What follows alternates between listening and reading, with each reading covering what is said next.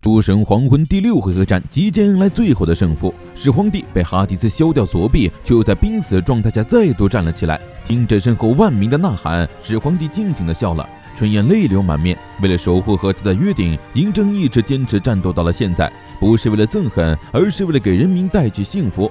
他让春欧好好见证了最后他们最棒的王的战斗。失去了绝招和左臂，但始皇帝的眼神却还没有放弃。难道还有什么对策吗？对策确实是有。始皇帝打算再来一次成立天凤。亚尔维特害怕他的身体承受不住，但始皇帝却让他笑着相信自己。亚尔维特见状，摆出了和始皇帝一样的姿势。这种事还用得着说吗？哈迪斯同样会心一笑，高举长枪做出了攻击的起势。他会为和始皇帝战斗过这件事而自豪。无论是众神还是人类都意识到，接下来就是第7回战的最后一击了。率先展开行动的是冥界之王，被哈迪斯生命能量填充的极限的4血枪，以无比凌厉的姿态朝始皇帝突刺而去。就算是被碰到，似乎也会灰飞烟灭。而面对哈迪斯使出浑身解数的一击，始皇帝没有任何犹豫的选择将他正面接下，只有凯示成立天凤。面对哈迪斯的不断施压，所有人都抱着就此结束的心理准备，但始皇帝却再次吐出气团，轻飘飘地击打在哈迪斯的枪尖上，而4血枪的沉重的力量居然就这样被卸掉了。无论何时，始皇帝从未忘记他的人生是从绝望之中开始的，是春燕教会了他，所有的王就是从绝望中诞生，却能带来希望之人。蚩尤见凯示，始皇成立焰斩。在哈迪斯不可置信的目光中，勾践剑劈开4血枪的枪尖，以势不可挡之势击碎整支长枪，并顺势捅进了哈迪斯的胸膛。哈迪斯手持最后的枪棍，狂笑着朝始皇帝发起最后的攻击，这样才配称得上是王啊！始皇帝迅速侧刀斩断了哈迪斯的半身，四溅的鲜血中，两位王最后相视一笑。哈迪斯最后的目光定格在弟弟们身上，恍惚间，波塞冬再次朝他伸出手，他最终没能守护住那份誓言，原谅他这个无能的哥哥吧。哈迪斯的身体逐渐破碎消散，而始皇帝的胸口也出现了一道恐怖的伤痕，整个人摇晃着即将栽倒，但他却硬是靠着剑撑住了，并对哈迪斯做出了单手抱拳的动作，感谢哈迪斯传达给他的故事。冥界之王，不，朋友。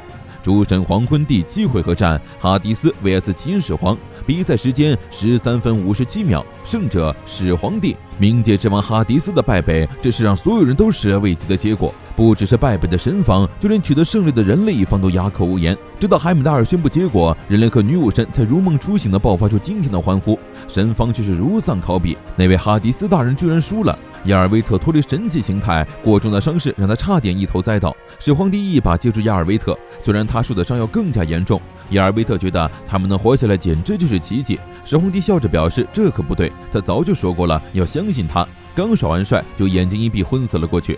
日本队看完全程之后感慨不已，果然已经耗尽力气了，真亏他们能取胜。哈瑞斯奇怪始皇帝那股能将哈迪斯长枪击碎的力量到底从何而来。小藏解释，始皇帝在受到哈迪斯突刺的瞬间，用空气团击中了4血枪的核心。一般来说，枪自然是没有要害的，但在哈迪斯把血液灌注进长枪之后，枪就成了他身体的一部分，也就是说，那是一把活着的枪。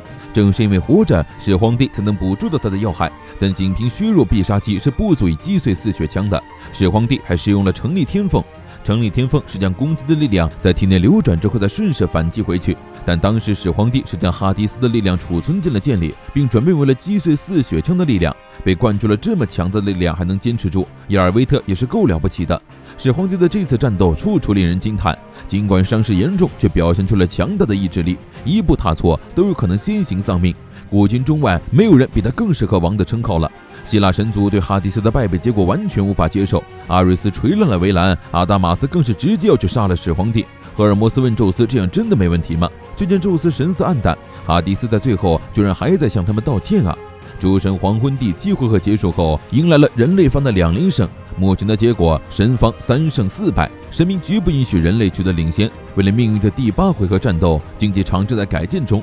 始皇帝和亚尔维特被送去治疗。先不说女武神，始皇帝的情况非常危险，能否醒来就靠他自己的生命力。格雷跟在布伦希尔德身后嚷嚷着刚才的一战真的很精彩，他们可是在神明手中取得了先机，只要再有3胜就能赢了。布伦希尔德打算去看重伤的世家，就在路上遇到阿达马斯质问他始皇帝的什么地方。布伦希尔德恭敬的心里，一听姐姐居然叫这个凶神阿达玛斯，格雷吓得都快哭了。什么东西？神界闹鬼了！阿达玛斯一拳捶碎柱子，威胁布伦希尔德好好回答他的问题。布伦希尔德满脸冷汗，却坚定地表示无可奉告。就在阿达玛斯的耐心耗尽，打算杀死布伦希尔德时，他的手臂居然被凭空砍断了。紧接着别西卜出现，如果现在杀掉女武神，诸神黄昏就结束了。他警告阿达玛斯别夺走他的乐趣，双方都毫不退让地对视着。别西卜问阿达玛斯，他现在动手是打算毁掉哈迪斯所展现的神威吗？阿达玛斯面部一阵扭曲，回想战斗到最后一刻的兄长，气得扭头就走，发誓在诸神黄昏结束之后，这群人他一个都不会放过。阿达玛斯走后，格雷长叹一声，他还以为自己真的要被杀了。布伦希尔德感谢别西卜出手相救，别西卜捡起阿达玛斯的断臂，让他们小心，想要杀光人类的神可不止他和阿达玛斯。至于重伤被缠成木乃伊的世家，早就偷偷溜出病房，跑到外面放风了，害得医疗队在到处找人。首先找到世家的是他的好友坂田金时，还带了一大桶的金太郎当作慰问品。世家兴高采烈地咬了一口，又突然脸色凝重，表示有事想拜托小金。小金什么都没问就痛快地答应了，因为他不会拒绝世家拜托他的任何请求。世家想要拜托他去调查一个人，那就是能够动摇诸神黄昏的男人，是龙的英雄西格弗里德。发现世家擅自离开病房后，布伦希尔德气得颜意崩坏，发誓再也不担心那个自大男了。格雷赶紧转移话题，他没想到一向沉稳的别西卜居然会流露情感，这就表明哈迪斯的败北对于众神来说是件多么难以接受的事，甚至就连他们自己都难以相信自己会赢。这时布伦希尔德突然停下脚步，他面前是一扇巨大的门，这里正是下一场上场斗士的休息室。经过红魔识别后，大门缓缓打开，格雷疑惑这究竟是谁的房间，就见布伦希尔德又唱又跳地念起一段咒语，说这里住着人类历史上唯一的一名魔法师。格雷走进去一看，吓得拽住姐姐尖叫，地上躺的怎么全是尸体呀？布伦希尔德让他不用担心，这群人只是睡着了而已。房间的墙壁上、天花板上到处都是密密麻麻的数学公式，而房间里唯一还在奋笔疾书的人，正是他们要找的战士，那位发明了交流电、无线电等现在仍被广泛应用的科学技术，世纪末的疯狂科学家尼古拉·特斯拉。特斯拉能受到如此赞赏，是因为他的研究简直像魔法，但特斯拉却说大错特错，他钻研的绝不是什么魔法，而是科学的。虽然听不懂，但格雷莫名觉得这个好帅呀。